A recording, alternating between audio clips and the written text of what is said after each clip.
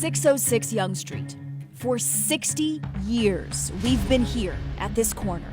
The city has grown around us. We're part of the skyline. You've seen us. WFAA. Television news cameramen were on their way. What happens in North Texas is documented, in fact, here. The images, the stories you've seen on your screen are a record of our lives. The history of Dallas and Fort Worth is our history too. 6 decades of journalism from inside these walls. 2021 was no different. Our cameras never stopped running. We never stopped reporting. There was work to be done. News together. 60 years. We were here back then, and we're still here now. It's what we do.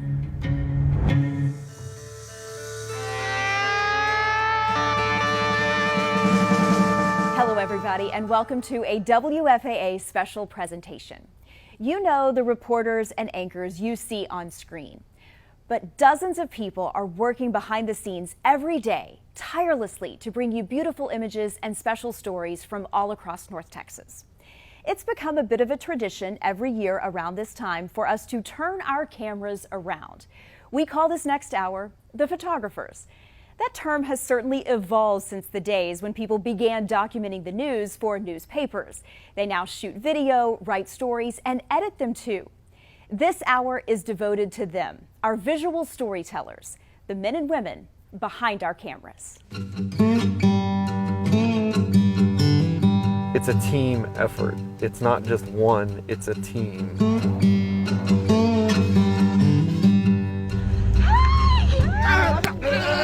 Be careful what you ask for. You are seen, you are worthy, and you are loved. 2, 1.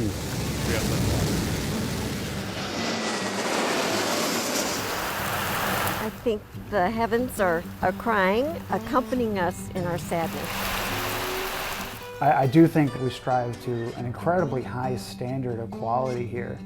And it starts from the top down. You can have all the best photographic eyes and the best written words in the world. If they're not given the time and space in a newscast, then they're going to be wasted. So we have a culture here where we really value the storytelling and make sure that it's at like the utmost high level. It's pretty good. I'm gonna cry. I think it'll definitely be a good time. I think it'll be okay. I don't have words anymore.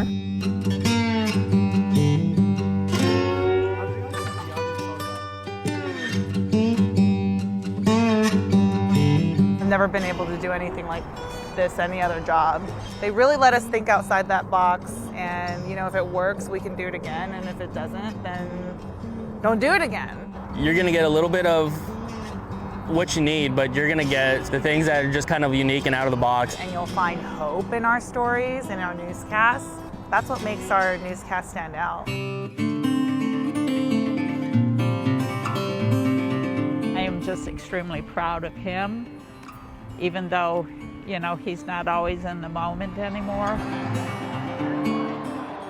Coming here is like almost coming to a championship team. You see your peers doing incredible things, and so, I mean, naturally you want to, you know, do just as well, if not better. So it's one of those things, like, I'm constantly trying to, you know, figure out, hey, what can I do different? What can I do, you know, how can I be more creative? Keep up to what's already, you know, the foundation that's already been laid here. The more that I paint, the happier I am and the brighter the colors get.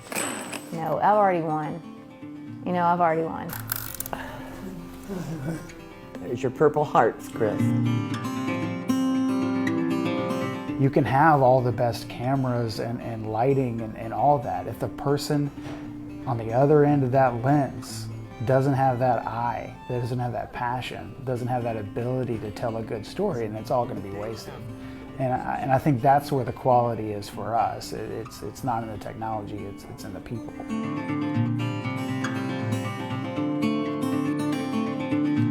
It's not about winning the awards. It's about hiring people who care, and then the awards just will come naturally with it if you hire people who really care and love the job. And that's what we've done. We've built like a really solid photography staff here at WFAA, And none of us go into a story being like, hey, this one's going to win an award. Most of us don't, at least. No, you don't start the day thinking you're going to win an award. Yeah, the awards are whatever. The awards are nice, it's nice to be appreciated, but like, just we have a staff that cares, and that's why we do things differently, and that's why we do things well here, I think. He is truly a gift. He's amazing. He is awesome. And I thought if the adults aren't going to do it, maybe us kids can do it.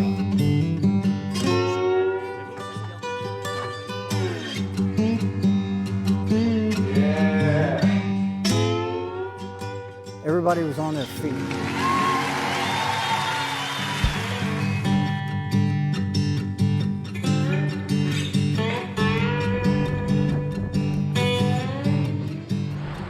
I think differentiation is certainly something we strive for and something that we in many ways accomplish a lot.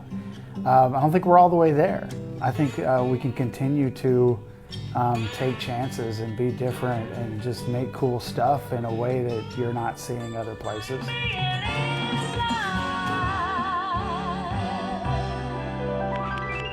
The reactions are far beyond anything that I could ever expect. And just hearing things like that just make you want to do it even more. I enjoyed it, but now it gave me purpose. Oh, it just makes me want to get up and dance. The people that are going to be awesome here and the people who are here that are awesome are those that put in a tremendous amount of effort day in and day out.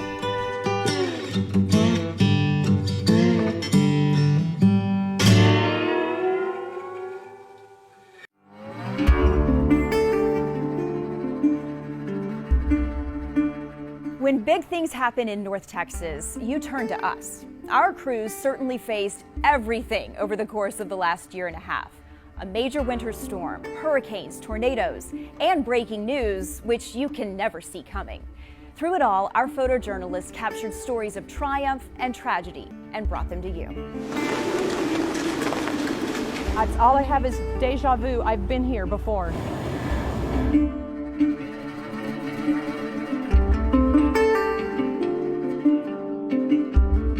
I grew up here in Arlington. Me moving back to Texas, I was like, it's Texas. It's not going to get like severely cold. Yeah, I'll put on a jacket, going about my business. And I was in a rude awakening.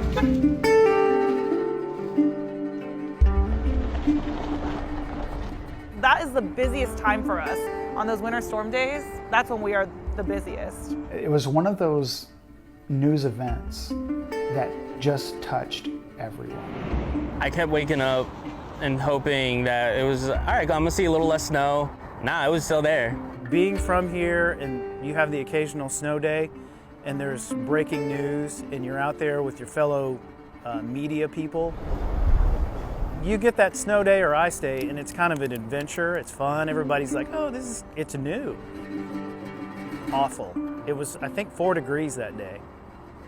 And I couldn't have had any more clothes on, and I was just cold to the bone. I don't know how people up north do it. The story that we've been following for the last hour plus is what's taking place in Ellis County. That night, I mean, that was very wild. That was a wild night. There are at least 3 18-wheelers that have been blown over during this weather event. As we were going down that way, that's when we saw the emergency vehicles, so we got in behind them. And then when we pulled up, that's when we just saw mayhem. That was wild. I've never seen anything like that. We pulled off to the shoulder, and you could tell there was a big cell that was about to hit us. We pulled off to the shoulder. Oh, that was the other thing was the first tornado storm went through. And there was another one coming through, and like then another they started cell. saying there was another cell coming through that may produce, and everything was kind of calm. That's and then when all of a sudden the hail started and the rain started, and I mean, it was just a flood.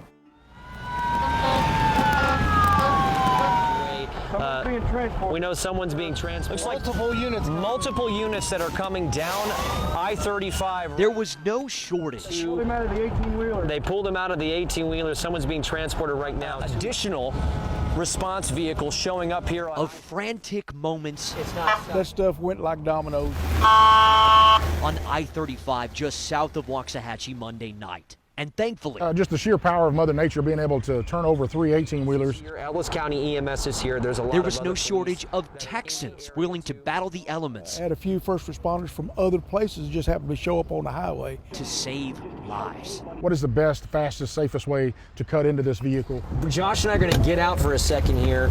An EF2 tornado flipped over 3 semi-trucks as it danced across the highway near Foreston. 120-mile-per-hour winds.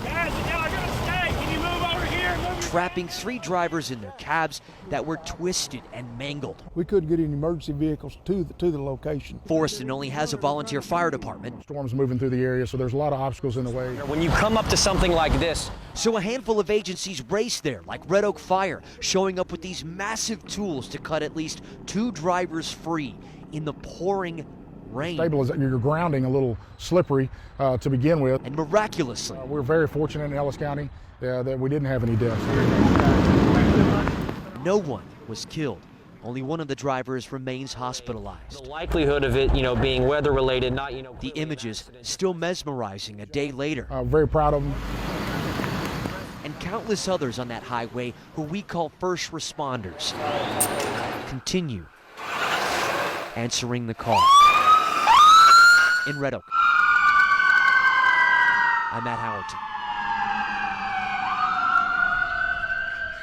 August 2021, Jobin and I went to New Orleans to cover Hurricane Ida.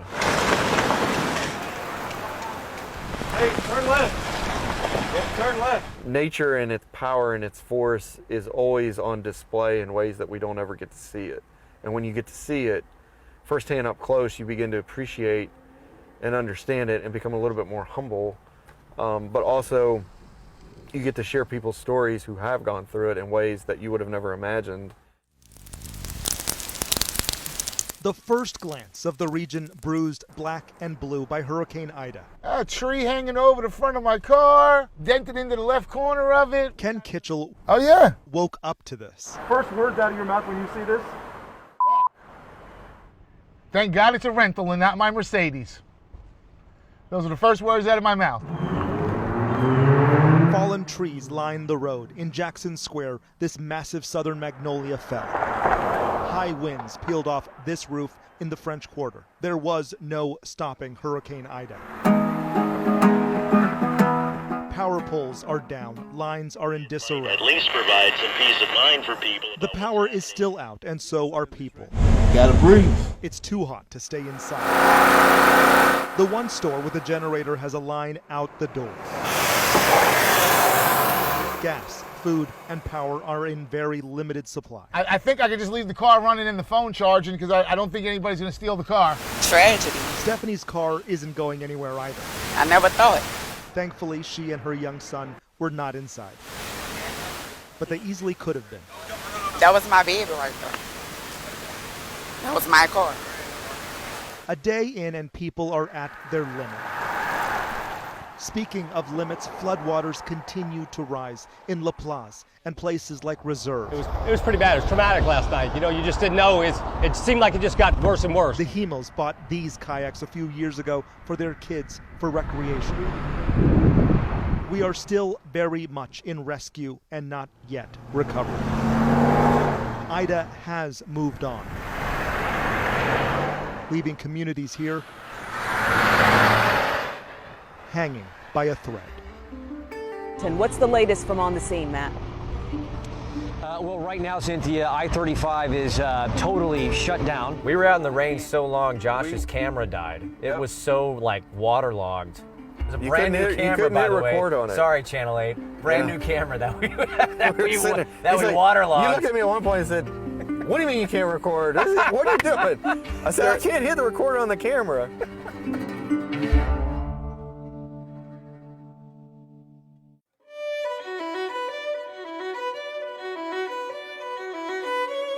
The news never stops. The next really good story is around the corner, or it could happen at any given moment. There's about 35 acres bluebonnets here. And then came through kind of like this. I know you can't hear us through the window, but we'll talk to you anyway. It's National Geographic in here sometime. There is a mountain lion in my backyard, and she says, like that. And I said, there's a mountain lion in my backyard. I love this community. It's where I'm going to be. I'm just a little bit crazy. We have some characters in here.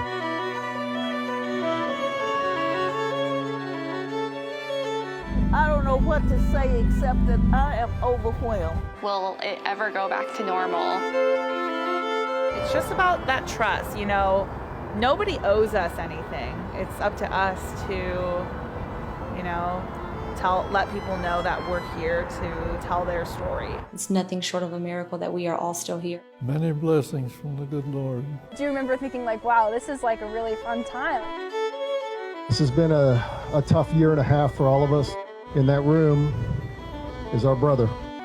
What I've learned from the people before me is that a lot of times when you're covering a fire, everybody's pointed towards the fire. And a lot of times the best story is if you turn around and not focus on the fire. That's where you find your stories. This is the day after. It's a bunch of insulation. Reminders of tragedy flurry across this neighborhood in Plano. Yeah, it's the aftermath. It's pretty crazy. The explosion at one home sent debris everywhere. Pieces of roof staked into the ground. The garage folded like paper. Yeah, this is pretty much what we got. Blew out the windows here behind us. Plano Fire says it's likely an isolated gas leak. 6 people were sent to the hospital, including the Jagielskis, who lived to the left. They all have sustained injuries on their body from glass and wood and metal. The children, now with family, are between 3 and 10 years old and escaped with minor cuts. The day after, we learn why. For every cut she had on her and every piece that went into her, it was one less piece in her child because she was shielding him at the time of the explosion. I think that's what it means to tell a good story. It goes beyond just documenting what happened, but it's also finding these little details that are going to be something that the viewer will remember. I need that piano. Reese needs that piano, and I would do anything in the world. And 2 days ago, complete strangers rescued it from what's left of the living room, shrouded in rubble, but perfectly intact.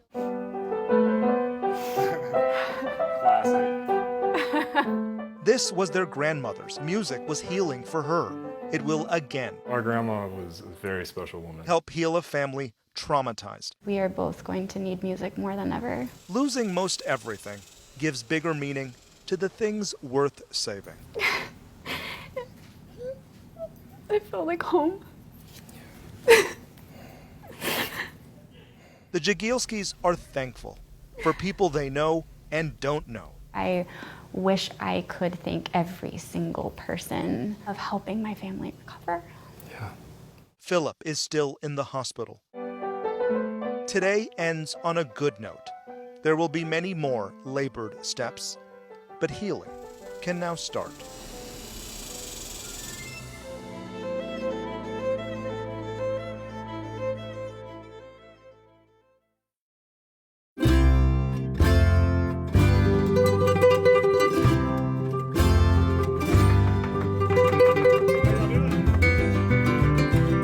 It was good, man. Food is love. We have all the food, we have great food, we have all the barbecue. Are you kidding me? This is Texas. Food is one of those things that you can get super creative with, and food is also one of those things that, you know, everybody just, their attention is like drawn in, like, what are they doing? What are they making? What are they fixing? How did they do that? What ingredients did they put in there? What seasoning and spices?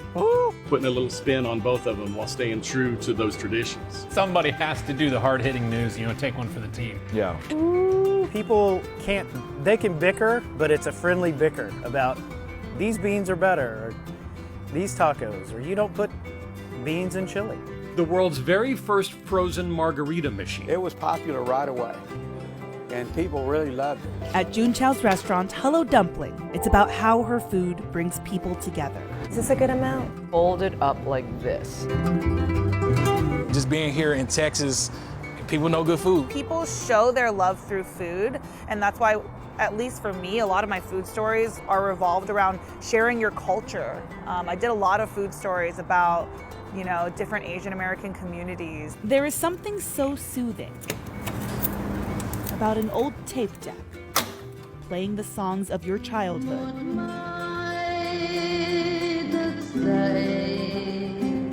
You know, the same old thing over and over, it gets boring. You know, you gotta kind of throw a curveball out there and surprise people, you know. Everyone's included here. And there's something wonderful about that.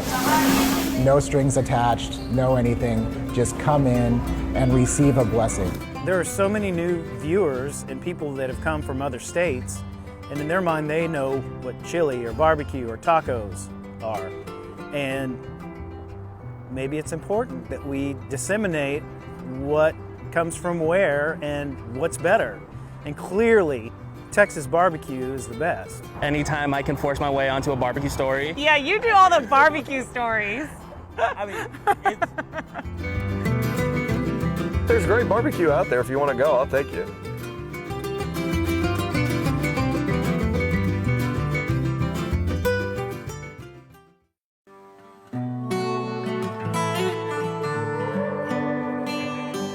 The clock is always counting down in the news industry. There are only so many minutes in each of our newscasts.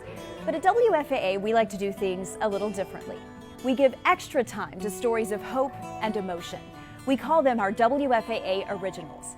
They let our photojournalists shine and showcase their storytelling abilities.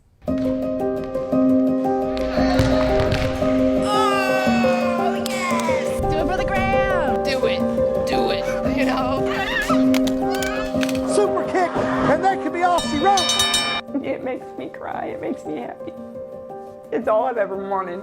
Yes, thank you. You're very welcome. My heart's still beating. So I just tell them, well, it's going to be okay.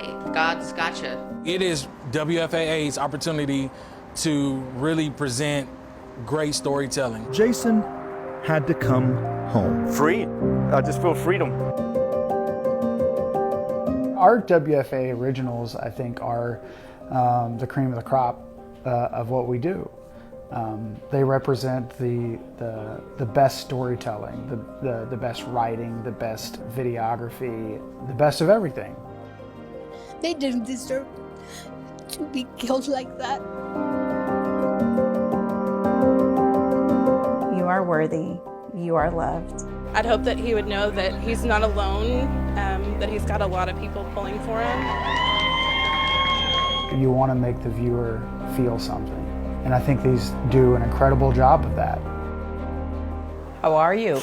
He said. The house in Frisco is easy to find. He asked you how you are. It's the only one celebrating a 100th birthday. How are you? I'm all right. Bernie Suter's birthday. What's it like being 100 years old? 100. Yes, you're 100. What is it like? You said I'm an old fart. But Burnett Bernie Suter is so much more than that.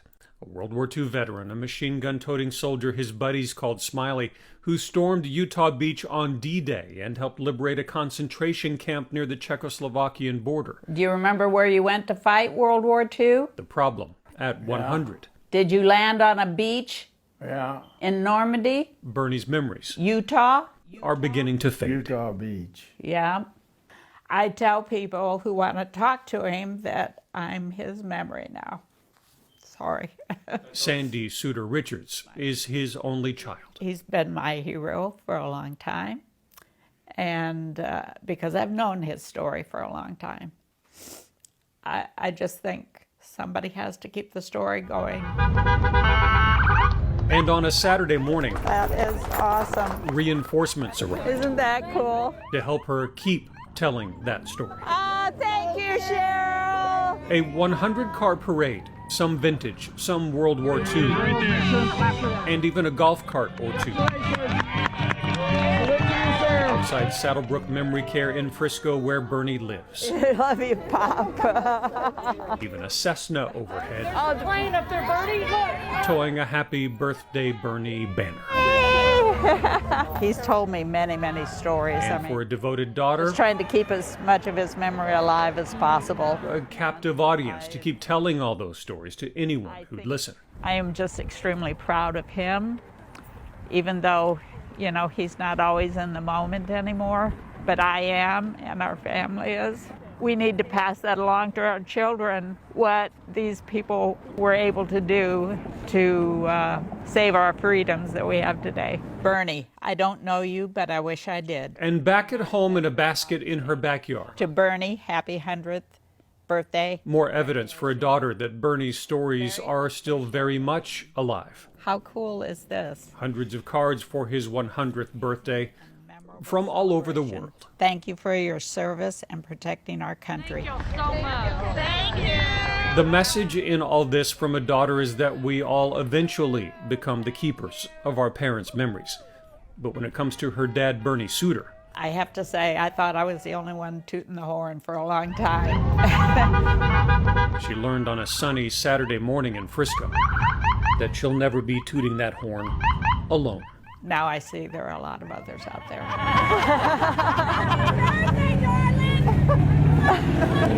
In Frisco, I'm Kevin Reese. Thanks, Lisa.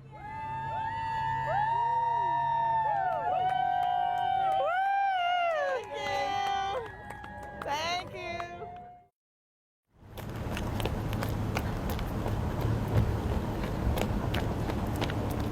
I mean, they're always present and they're always with me. One step at a time. Staying in the moment.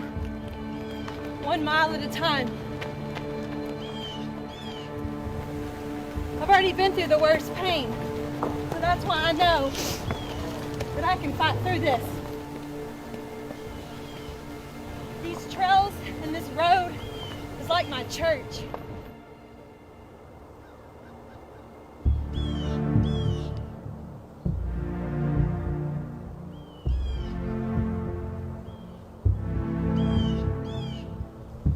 I'm gonna stay right here, and all I see is Reagan and Grant cheering me on.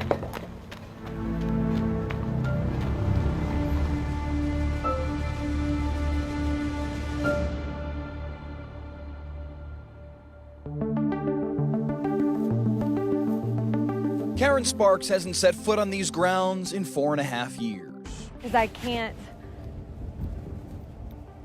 believe truly that this is my life. It was like a dream. And you know, I wake up every day to a nightmare. On this Saturday morning in late October, good morning. Good morning. Karen woke up to what many might consider a nightmare. A goal of running 100 miles in the next 30 hours. I'm trying to find my headlamp right now. Setting off on a day-and-a-half journey to take her life back. My life ended November 1st, 2015. In the fall of 2015, Karen was going through a bitter divorce with her husband of 11 years. I drove him to school. And Halloween weekend was to be her husband David's time with their children, Reagan and Grant. We said our prayers before they entered school. I watched them walk into school, and that is the last time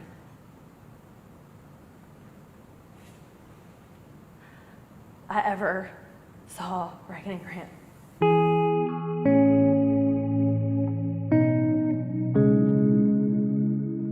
Two children apparently lost their lives at the hands of their father. Karen received a phone call Sunday afternoon, November 1st, that her house was on fire. She calls me, and she's screaming on the phone. Dad, he's killing my kids. He's killing my kids. I said, what? Stop. What are you talking about? My house is on fire. He's killing the kids. There's no way. He would never do that. But in that instant, it was my mom, that mom gut feeling, and I said, he's hurting them, he's killing them, and he's getting back at me.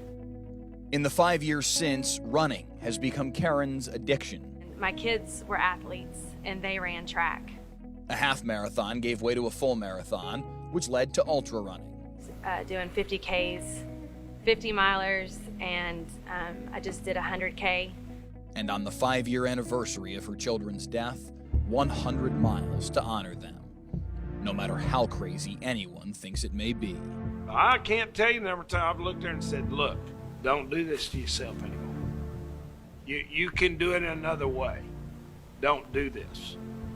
And for her to look me in the eye and say, Dad, I'm doing it.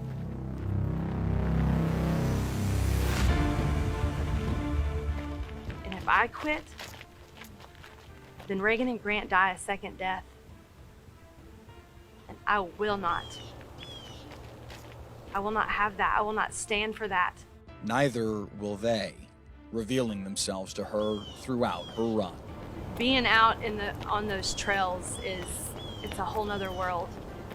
You see and you notice things that you would never notice. Reagan's at my right, Grant's at my left, and God's at my back. Nothing can stop me. That's what keeps me going. And with friends who came in from all over the country to keep going, she did. It's really special to see her do this. Amazing how far she's come. Able to do this for them. She's a hero. She's just a hero to so many people. Her strength, her resiliency, this is her moment. She's taking this weekend back.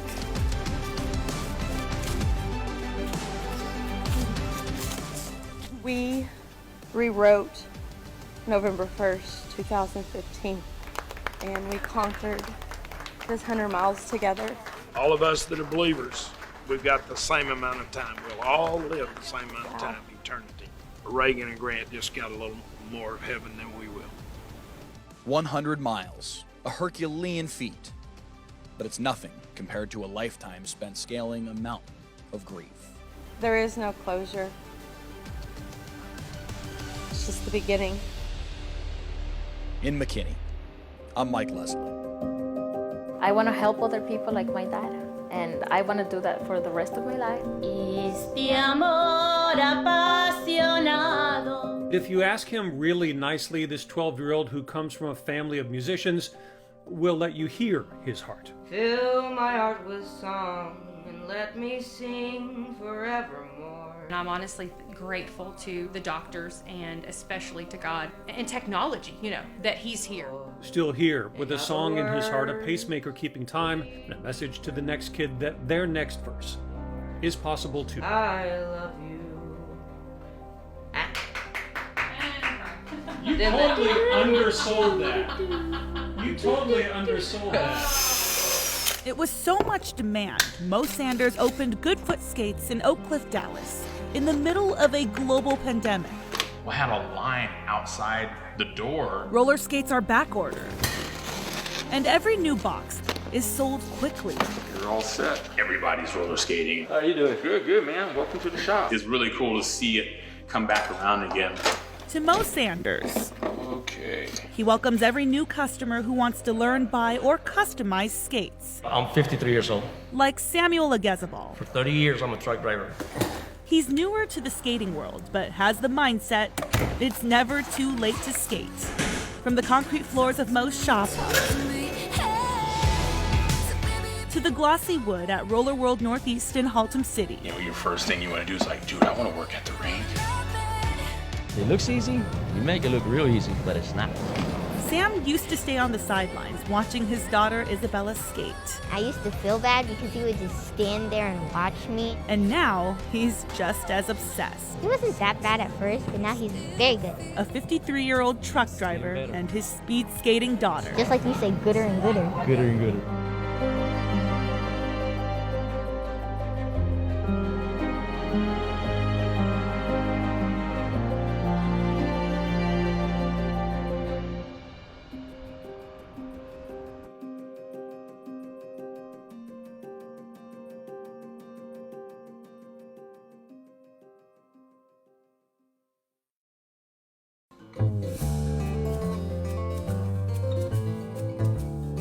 Every year, the National Press Photographers Association recognizes stellar work from major market television news organizations across the country with the Station of the Year award.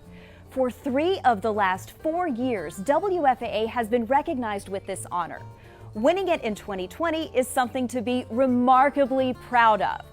With restrictions, uncertainty, and a major need for improvising, WFAA was still named the best photography team in the nation.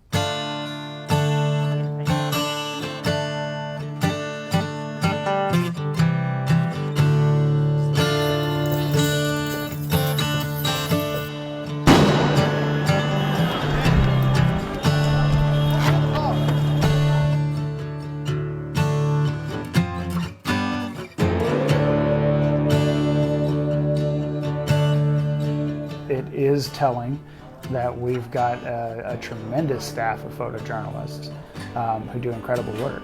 I think winning, three out of the 4 years on MPPA Station of the Year, I think it's a pretty big deal for the staff. I think that everybody kind of played a role in from the smallest to the greatest stories that were told. I think across the board, you can sit back and really look at this one as, wow, this was pretty cool. Go this way. Stop. Let's see what happened. Let's see if they can do it in a few minutes. So the wrecking ball is going to go into the building. It won't go down without a fight. Here it goes, James. Slowly but surely. This is going to take all day. But if you know this story, we're going to be here for a minute. That's not a surprise. Perfect. It's just truly amazing that after all the explosives, it still didn't go down. Crews tried to demolish this building last Sunday. Watch, I promise you won't regret being here. But when the stairwell survived the blast, this old office became the new Leaning Tower of Dallas. And it does look like artwork, it really does. Now 8 days later, knock, knock. Crews took another swing at it.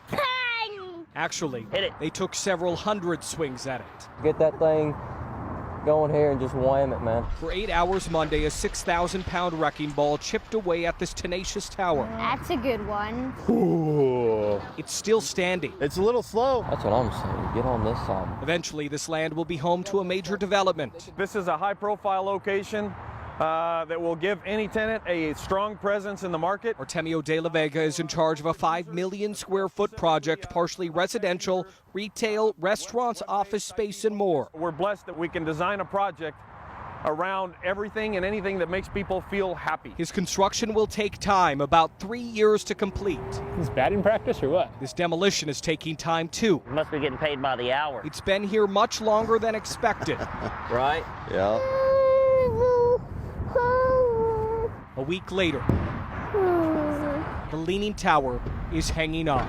Even though it doesn't really seem like it's coming down slowly. In Dallas, I think this is gonna take all day.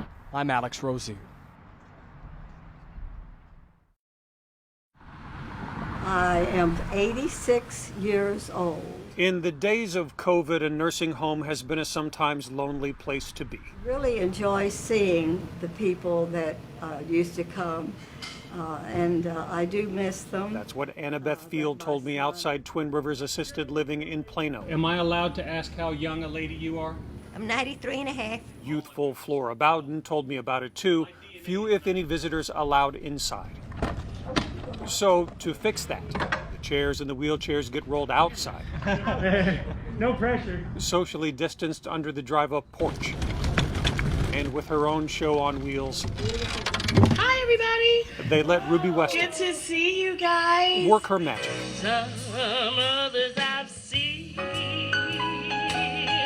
might never be me.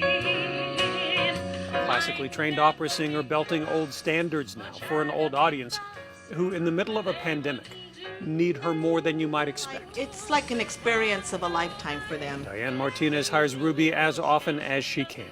Music is everything. Brings back memories. Like memories of husbands long since gone. Oh, it makes me feel happy. And I'm grateful. I love music. I love music. And I get so happy when I hear music. Almost like being in love. The reactions are far beyond anything that I could ever expect. And just hearing things like that just makes you want to do it even more. I enjoyed it, but now it gave me purpose. Oh, it just makes me want to get up and dance. On this particular morning, there was no dancing, but plenty of smiles, plenty of applause. Baby. especially when Ruby's daughters joined her on the outdoor stage.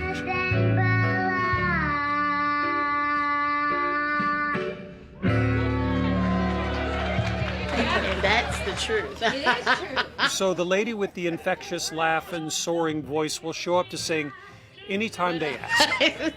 But yeah, I love it here, and just doing this really just makes me happy. Happy to help ease the isolation a pandemic can bring until the day the show can finally move back inside.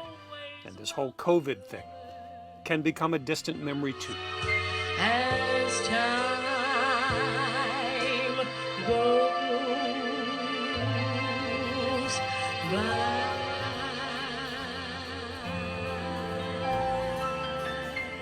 I'm proud to go to work every day and cover the stuff that, you know, needs to be covered, knowing that some great stuff is hidden in our airwaves. This is a wonderful thing. They played the music they all once sang and danced to. All of us that are believers, we've got the same amount of time. We're just trying to save as much as we can right now. It's something that you'll never forget. You'll never forget it. We're best friends. I don't know what I would do without him. We know all of the photogs at other stations and colleagues, and so having some bragging rights doesn't hurt. It's nice to be like, I work for the best station in the United States. Oh. Also, it's something.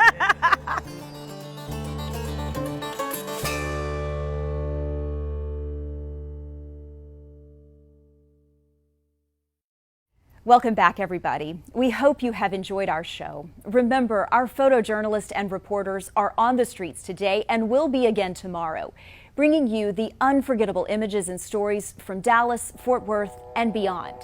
Your home. It's our home, too.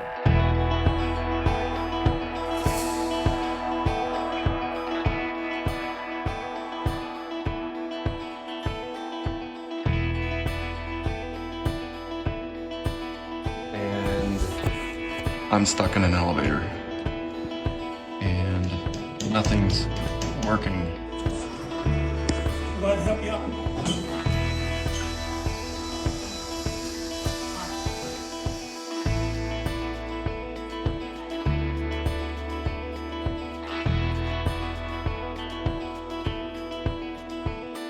They work. Do you need us to pause? Choo-choo!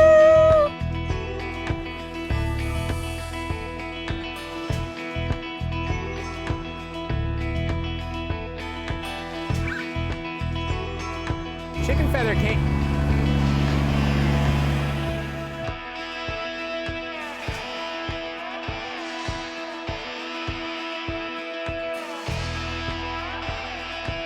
You know how many push-ups I did for this interview? Really, son? Yes, guess how many? How many? Over 1,000. Oh, easily. right.